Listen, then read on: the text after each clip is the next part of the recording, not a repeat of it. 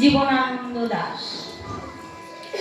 হাজার বছর ধরে আমি পথ হাঁটিতেছি পৃথিবীর পথে, সিংহল সমুদ্র থেকে নিশীথের অন্ধকারে মলয় সাগরে।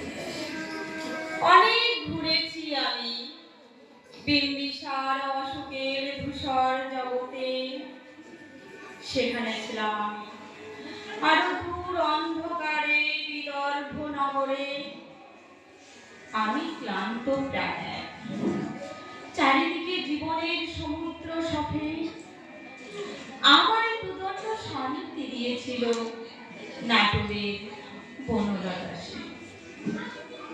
চুল তার কবেকার অন্ধকার বিদিশার নিশা, মুখ তার শ্রাবস্তি কারুকার্য অতি দূর সমুদ্রের পথ। হাল ভেঙেছে নাবিক হারায়েছে দিশা, সবুজ ঘাসের দেশ যখন সে চোখে দেখে দারুচিনি দ্বীপের ভিতর,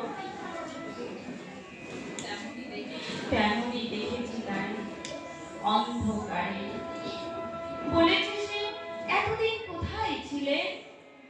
পাখির নীড়ের মতো চোখ তুলে নাটকের বনলতাসে। সমস্ত দিনের শেষে শিশিরের শব্দের মতো সন্ধ্যা আসে, জানার রৌদ্রের গন্ধ মুছে ফেলেছি। পৃথিবীর সব রং নিভে গেলে পাণ্ডুলিপি করে আয়োজন। তখন গল্পের তরে জোনাকি রঙে ঝিলমিল, সব পাখি ঘরে ফিরে, সব নদী ফুরায়, এ জীবনের সব লেনদেন থাকি শুধু অন্ধকার মুখোমুখি বসিবার বনলতাসে। নমস্কার।